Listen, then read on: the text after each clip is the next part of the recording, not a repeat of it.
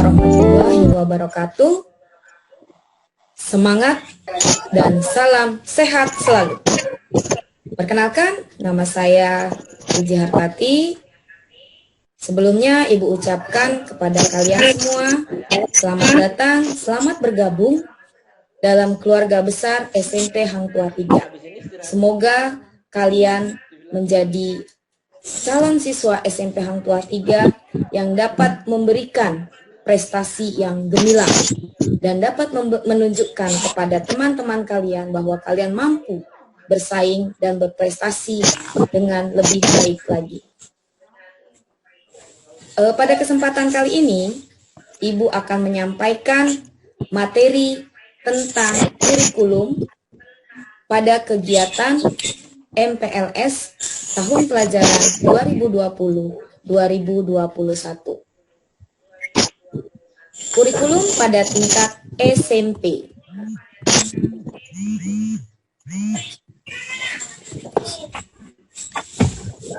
Berdasarkan Undang-Undang Nomor 20 Tahun 2003 tentang Sistem Pendidikan Nasional. Mungkin kalian sudah tahu, ada perbedaan antara kurikulum atau pembelajaran yang biasa kalian terima pada saat di SD dengan sekarang ketika kalian berada di satuan pendidikan yang lebih tinggi lagi, yaitu di SMP. Ya, ada perbedaan, karena ketika kalian berada di bangku SD, kurikulum yang kalian dapat adalah materi-materi tentang tematik, yaitu dalam satu rangkaian menjadi satu rangkaian buku, kemudian menjadi satu, semua pelajaran berada di sini, berada pada buku yang kalian miliki. Tapi pada pembelajaran yang ada di tingkat SMP itu ada perbedaan-perbedaan. Apa perbedaannya? Karena pada mata pelajaran tersebut dibagi menjadi beberapa mata pelajaran sesuai dengan yang ada pada sekolah tersebut. Seperti contoh, kalau pada tingkat SMP itu setiap mata pelajaran memiliki guru yang berbeda-beda. Ya. Sebelumnya Ibu sampaikan bahwa kurikulum adalah seperangkat rencana dan pengaturan mengenai tujuan, isi, dan bahan pelajaran yang digunakan sebagai pedoman. Pedoman untuk apa? Untuk penyelenggaraan kegiatan pembelajaran untuk mencapai tujuan tertentu dalam pendidikan.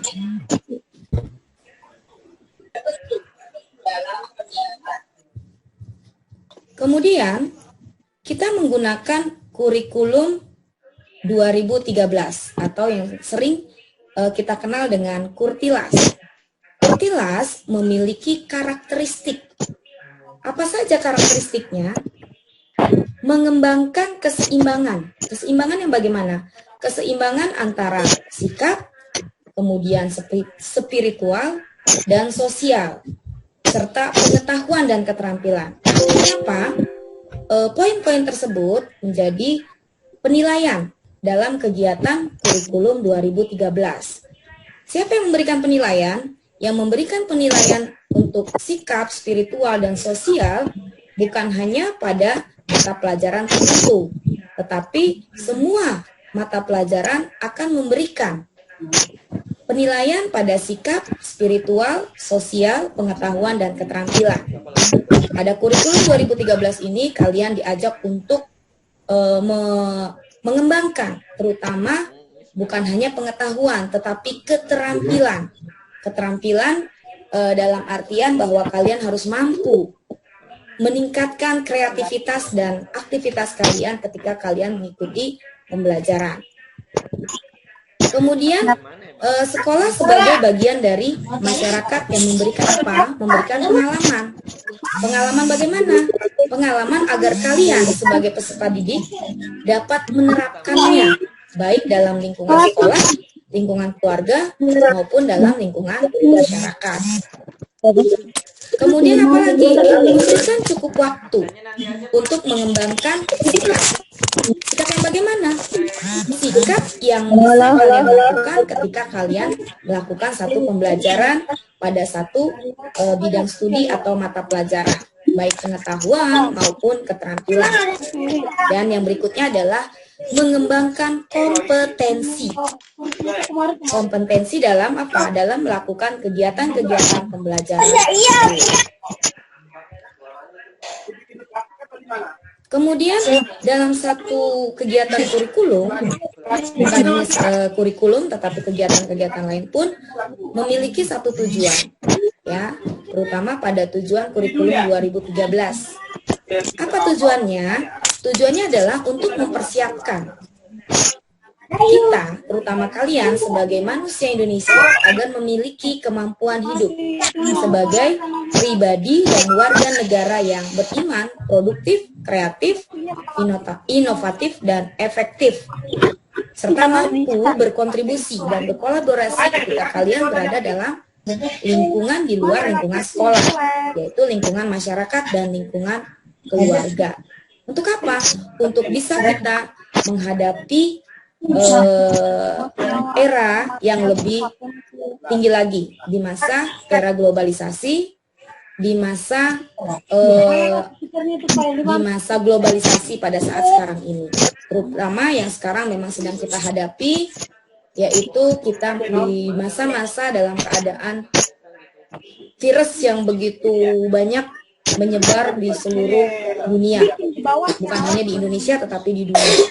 Artinya kita mampu mengembangkan diri kita, mampu menghadapi setiap tantangan baik dalam dunia maupun dalam negeri sendiri untuk menghadapi peradaban dunia. Jangan ya ampun.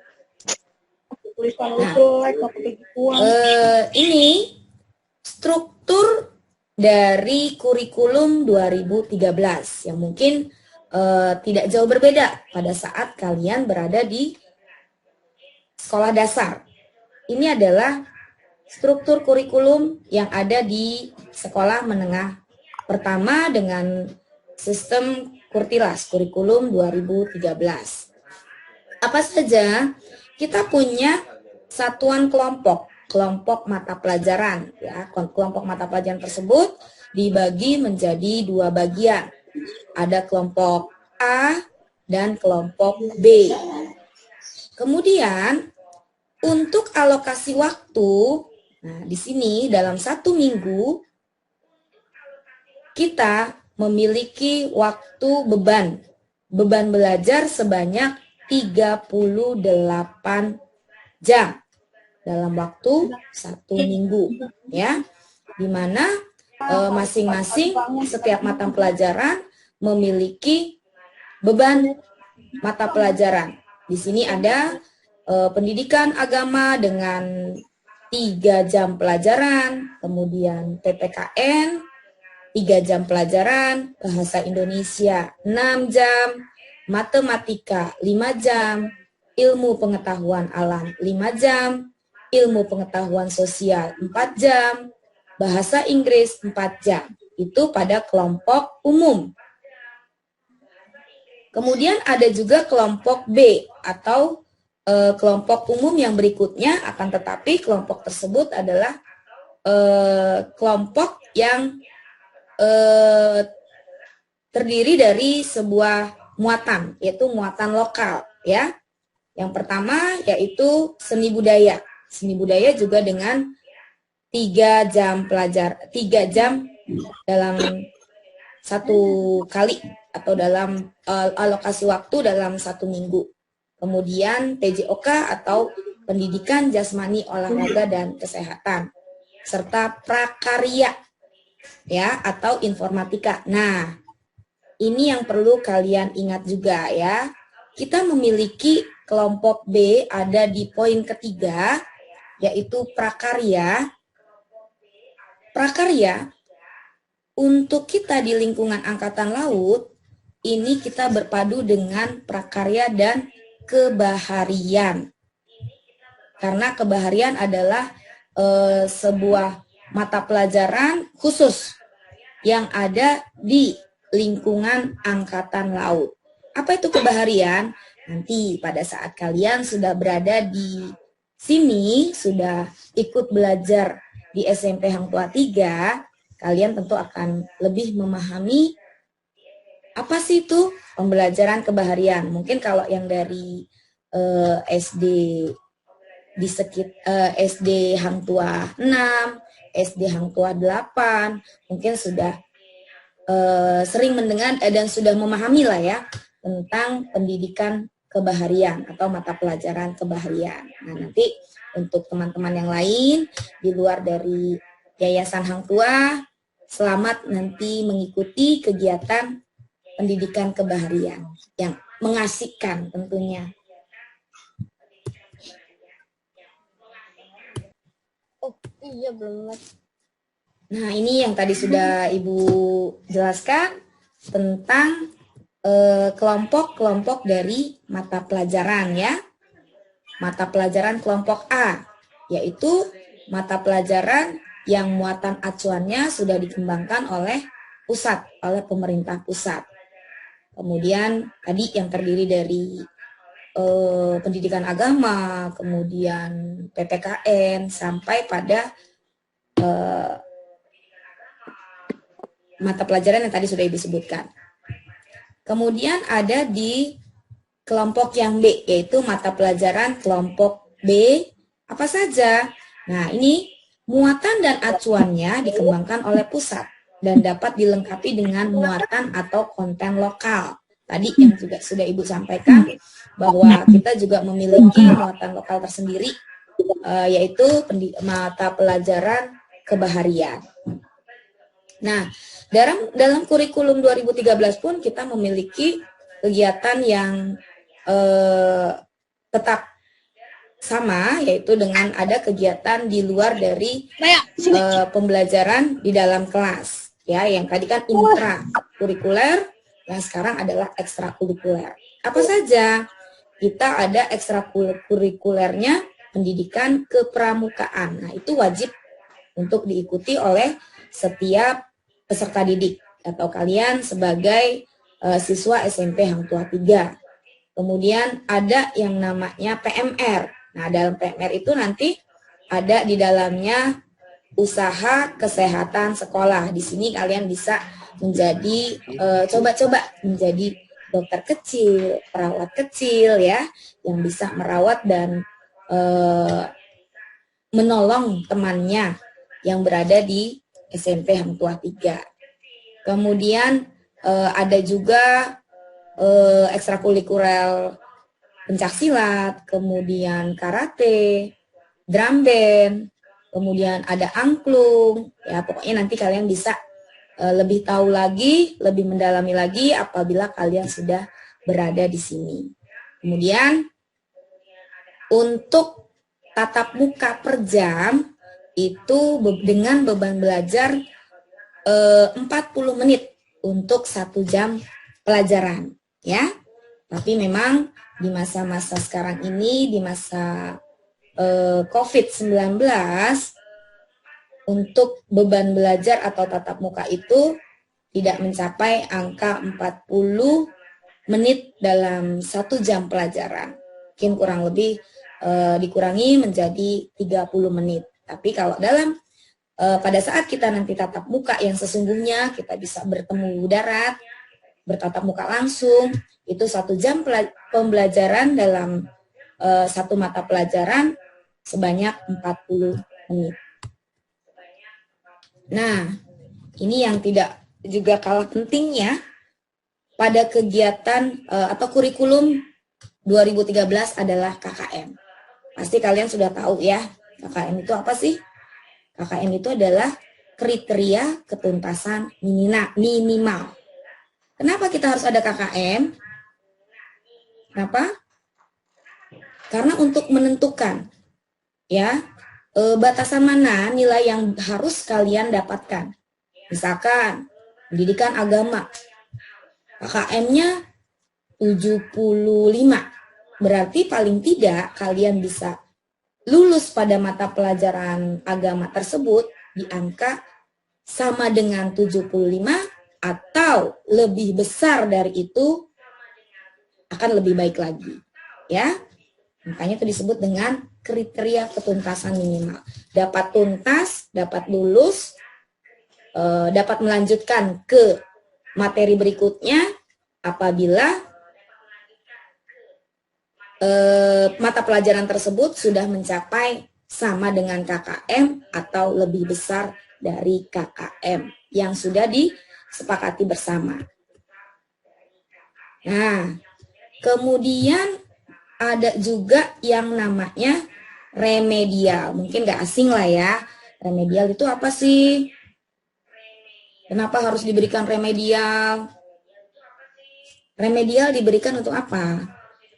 Untuk membantu peserta didik dalam mencapai KKM yang sudah ditentukan. Artinya bagaimana? Artinya ketika kalian, mungkin di waktu di SD juga sama ya, kalian sudah mengenal yang namanya remedial. Pasti kan suka nanya, Bu, nilai saya sekian, saya perlu diremedial nggak Bu? Gitu kan. Nah inilah remedial. Untuk apa? Untuk memperbaiki nilai peserta didik agar bisa mencapai KKM yang sudah ditentukan bersama. Ya, jadi tujuannya memperbaiki. Jadi kalau bisa sih menurut Ibu, jangan sampai nilaimu itu rendah, lebih rendah dari KKM yang sudah diberikan. Agar dalam kegiatan, dalam setiap kegiatan pembelajaran, tidak ada yang namanya pengulangan atau remedial. Lulus, tuntas. Ya, amin. Mudah-mudahan kalian bisa mencapai prestasi seperti itu. Kemudian pengayaan, ya dibikin menjadi kaya. Nah, setiap orang pasti mau ya jadi kaya. Begitupun dalam pembelajaran ada yang namanya pengayaan. Kenapa harus diberikan pengayaan? Diberikan pengayaan apabila seorang peserta didik sudah pada saat melakukan penilaian, entah itu ulangan harian, kemudian ulangan tengah semester dan lain sebagainya, tugas-tugas dan lain sebagainya, nilai yang kamu punya sudah melebihi dari KKM yang sudah ditentukan. Nah, kamu diberikan pengayaan, dikasih kekayaan lagi. Kenapa? Biar lebih yang sudah dipahami agar lebih paham kembali. Ya, jadi pengayaan itu diberikan apabila nilai peserta didik telah melampaui KKM. Ya, kemudian bagaimana pengayaan itu bisa diberikan? Dilihat dulu pada saat peserta didik tersebut sudah mencapai KKM belum, berdasarkan dari hasil penilaian ulangan harian dan ulangan atau tugas-tugas lainnya. Untuk meregangkan kita ini dulu, apa namanya, sambil tepuk salut. Sudah biasa mendengar tepuk salut? Tepuk salut. Salut. Salut. Oke, berarti kita salut semua ya. Salut. Dan kita buat juga tepuk yang lain. Tepuk hebat. Bisa? Mungkin biasa mendengar. Tepuk hebat. Kamu hebat. Saya hebat. Kita hebat. Semua menjadi Hebat. orang yang hebat. Insya Allah. Oke. Ibu lanjutkan dengan bentuk penilaian dalam kurikulum 13 ya, atau disebut dengan kurtilas. Yang pertama ada yang namanya penilaian harian atau PH. Kalau dulu disebut dengan ulangan ya. Nah, kalau dalam kurikulum 13 ini dengan dinamakannya dengan penilaian harian. Penilaian harian ini biasanya tergantung pada mata pelajarannya masing-masing, dan biasanya untuk penilaian harian ini apabila sudah menyelesaikan satu bab materi atau yang disebut dengan kompetisi dasar, maka di akhir dari bab tersebut diberikan ulangan harian atau penilaian harian untuk mengetahui sejauh mana peserta didik atau kalian itu sudah mampu memahami dari kompetensi dasar atau materi yang sudah disampaikan oleh Bapak dan Ibu guru. Kemudian penilaian tengah semester. Pasti sudah ada ya, pada saat di SD juga sudah, besok kita PTS gitu kan. Jadwal kita PTS apa ya? Nah, penilaian tengah semester atau PTS adalah biasanya dilakukan setelah kalian sudah mengikuti beberapa materi dalam satu pelajaran. Biasanya kalau pas kebetulan Ibu adalah mengajar bidang studi PPKN. PPKN itu dalam satu semester hanya ada 3 materi, hanya ada 3 kompetensi dasar. Makanya biasanya PTS itu akan dilakukan pada saat kita masuk di materi yang kedua atau di kompetensi dasar yang kedua. Tetapi itu nggak matok ya, terserah pada bidang studi masing-masing karena setiap bidang studi memiliki kompetensi dasar yang berbeda-beda. Ya, kalau untuk matematika biasanya lebih banyak. Untuk mata pelajaran agama juga biasanya lebih banyak, bahasa Inggris, bahasa Indonesia ya. Tapi kalau kebetulan untuk mata pelajaran PPKN itu hanya 3 kompetensi dasar dalam satu semester, dan semester 2 juga sama, hanya 3 kompetensi dasar. Nah, kemudian ada juga setelah PTS kurang lebih 3 bulan kalian ada di semester pertama, itu biasanya kita masuk sudah penilaian tengah semester. Nah, kemudian ada lagi yang namanya penilaian akhir semester atau PAS. Penilaian akhir semester namanya akhir semester. Kalau semester itu berarti berapa bulan? Ya, semester itu ada 6 bulan. Berarti PAS akan diberikan pada saat pembelajaran tersebut sudah berjalan kurang lebih 6 bulan. Biasanya kalau di semester itu ada pada bulan-bulan Desember, November akhir atau Desember awal ya. Jadi sejak sekarang kalian sudah mulai mengikuti materi-materi pembelajaran setiap mata pelajaran dengan sebaik-baiknya. Karena kita selalu berpacu dengan penilaian-penilaian untuk bisa mencapai nilai yang maksimal ya. Nah, kemudian kalau sudah semua sampai dengan penilaian akhir semester, kita masuk di penilaian akhir tahun. Penilaian akhir tahun ini kapan dilakukan? Biasanya pada semester kedua. Biasanya kalau untuk penilaian akhir tahun itu ada di bulan Juni. Ya, masuk di bulan Juni itu kita sudah masuk penilaian akhir tahun yang disebut pada saat dulu itu disebut dengan ujian kenaikan kelas, atau pada saat nanti di akhirnya adalah pembagian rapot atau kenaikan kelas ya. Nah, kalau kita sudah mengikuti semuanya, sudah penilaian harian ini selama berada di sekolah menengah pertama nih, kemudian sudah mengikuti kegiatan-kegiatan tersebut. Nah, masuk ke tahun ketiga, yaitu kalau kalian sudah naik kelas dari kelas 7, kemudian naik kelas 8, kemudian lagi naik ke kelas 9, ya. Nah, ada yang namanya ujian sekolah. Ujian sekolah ini untuk mengetahui sejauh mana kalian sudah memahami pembelajaran selama di kelas 7, kelas 8, dan kelas 9. Nih yang disebut dengan ujian sekolah. Ya. Itu tulisan penilaian harian itu. Nah, untuk sekarang ini memang di masa-masa pandemi COVID-19, kurikulum yang tadi, beberapa kurikulum yang sudah Ibu sampaikan, yang sudah Ibu jelaskan, mungkin belum bisa dijalankan dengan maksimal, belum dapat berjalan dengan maksimal. Karena kita dituntut, diharuskan untuk tidak bertemu, untuk tidak bertatap muka, ya, karena memang virus yang sedang melanda negeri ini.